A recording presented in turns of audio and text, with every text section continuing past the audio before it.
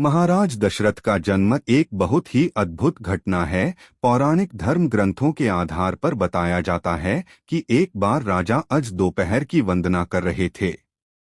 उस समय लंकापति रावण उनसे युद्ध करने के लिए आया और दूर से उनकी वंदना करना देख रहा था।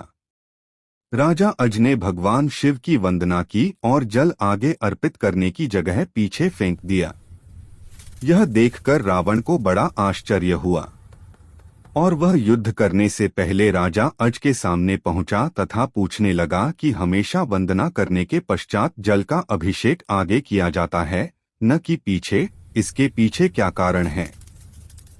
राजा अज ने कहा, जब मैं आंखें बंद करके ध्यान मुद्रा में भगवान शिव की अर्चना कर रहा था, तभी मुझे यहाँ से 1 योजन दूर जंगल में एक गाय घास चरती हुई दिखी और मैंने देखा कि एक सिंह उस पर आक्रमण करने वाला है। तभी मैंने गाय की रक्षा के लिए जल का अभिषेक पीछे की तरफ किया।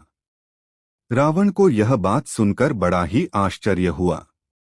रावण 1 योजन दूर वहां गया और उसने देखा कि एक गाय हरी घास चर रही है, जबकि शेर के पेट में कई बाण लगे हैं। अब रावण को विश्वास हो गया कि जिस महापुरुष के जल से ही बाण बन जाते हैं और बिना किसी लक्ष्य साधन के लक्ष्य भेदन हो जाता है, ऐसे वीर पुरुष को जीतना बड़ा ही असंभव है और वह उनसे बिना युद्ध किए ही लंका लौट जाता है।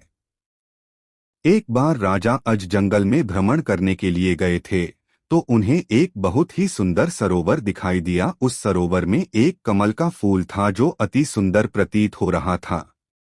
उस कमल को प्राप्त करने के लिए राजा अज सरोवर में चले गए, किंतु यह क्या, राजा अज जितना भी उस कमल के पास जाते वह कमल उनसे उतना ही दूर हो जाता और राजा अज उस कमल को नहीं पकड़ पाया।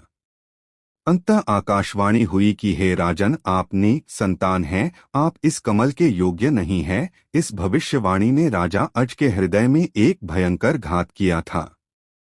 राजा अज अपने महल में लौट आए और चिंताग्रस्त रहने लगे, क्योंकि उन्हें संतान नहीं थी, जबकि वह भगवान शिव के परम भक्त थे।